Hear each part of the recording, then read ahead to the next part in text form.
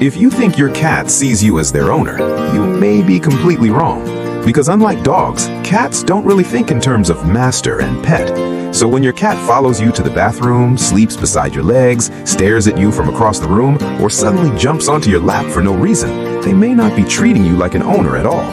And what they actually think you are is way more surprising. In fact, once you understand how your cat truly sees you, you'll start noticing their behavior in a completely different way. That slow blink, it means more than you think.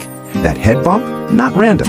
That moment they bring you a toy or even a dead insect, that's not just weird cat behavior, it's a message. So in this video, we're going to break down exactly how your cat sees you, what role you play in their mind, and the hidden meaning behind the small things they do every single day. And trust me, the last one might change the way you look at your cat forever. Let's get into it. First, we need to clear up the biggest myth. Your cat does not think you're another cat. But they also don't think of you as some powerful master the way humans imagine it. Cats are different. Their relationships are built more on safety, routine, trust, territory, and emotional predictability than on hierarchy. So if your cat doesn't see you as their owner, what do they see? For most cats, you are something much more specific. You are their safe giant. To your cat, you are a huge, strange-looking creature who controls food, warmth, comfort, and security. You open doors, you refill bowls, you protect the home, you make the scary vacuum disappear, you turn the lights on and off, you create routine. In your cat's world, that matters more than dominance. Cats don't hand out trust easily, so when your cat chooses to relax near you, sleep with their back turned toward you, expose their belly for a second, or stretch out fully in your presence, they are showing that your presence feels safe enough for them to lower their guard. And for a cat, safety is everything. That's why some cats don't need constant cuddles to love you. They may sit in the same room instead of on your lap. They may watch you from a chair instead of rubbing against you every 5 seconds. But if they repeatedly choose to be near you, that's already a huge sign. Because in their mind, you are not just a person, you are a secure base. And that leads to the second role your cat may think you are, a trusted territory partner. Cats are deeply territorial animals. Their home is not just a place to sleep, it's their entire world. Every room, every corner, every familiar smell matters to them. So when your cat rubs their face on your hand, your legs, your phone, your clothes, or even your laptop, they're not just being cute, they're mixing their scent with yours. They're saying, this is part of my world, this belongs with me, this is safe, this is familiar. In other words, your cat may see you as part of their territory, but not in a cold or selfish way. In cat language, that's actually intimate. They are claiming connection. This is also why cats often sit on things that smell strongly like you. Your bed, your hoodie, your pillow, your favorite chair, your laptop keyboard right when you need it most. It's not always about being annoying. It's because your scent is emotionally important to them. Your smell tells them the environment is normal, predictable, safe. And if your cat sleeps on your clothes when you're not home, that says even more. It means your presence comforts them even when you're gone. Now, here's where it gets really interesting. Your cat may also see you as a kind of parental figure, but not in the exact human sense. Kittens depend on their mother for warmth, grooming, milk, protection, and early learning. As adult cats grow, some of those emotional patterns can shift onto the human they trust most. That's why many cats knead on blankets, your lap, or your chest. Kneading is often linked to kittenhood, when nursing felt warm and safe. So when your adult cat kneads on you, purrs deeply, and looks half asleep, they may be returning to one of the most comforting emotional states they know. Not because they think you're literally their mother, but because you trigger that same feeling of care, safety, and soft dependency. And this is exactly why some cats follow one person around the house, like a shadow. It's not always because they want food. Sometimes it's because that person has become their emotional anchor. They trust your routine, they trust your voice, they trust the sounds you make, the way you move, even the times you wake up and go to sleep. To your cat, your predictability is comforting. That's a bigger deal than most owners realize. Because cats don't bond through dramatic displays the way humans often expect. They bond through repeated, quiet proof. You came back, you fed them again, you didn't hurt them, you spoke gently, you stayed familiar.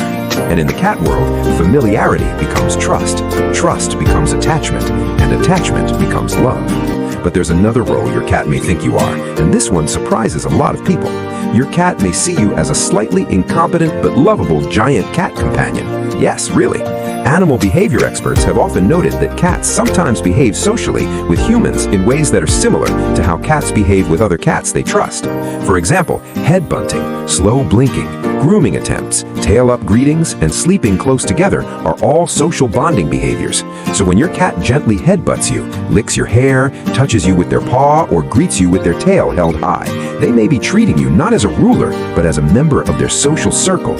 A weird, oversized, hairless, clumsy member, but member nonetheless. And honestly, from your cat's point of view, you probably are pretty clumsy. You can't jump onto shelves, you can't hear tiny sounds in the wall, you never catch anything properly. And yet, somehow, you control the food. So your cat lives with this very mixed conclusion about you. You're useful, you're emotionally important, you're safe, but you're also not exactly impressive in cat terms. And that explains one behavior that confuses so many owners. Why does your cat bring you toys, or worse, bring you something they caught?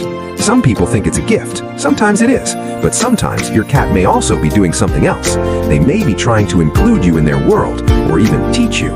It sounds funny, but in your cat's mind, if you are part of their social group and clearly not very skilled at hunting, they may treat you like a family member who needs help participating. That toy dropped at your feet? That could be an invitation. That weird gift? That may be your cat saying, "You're part of this. I'm sharing with you." Strange, yes, but also kind of sweet.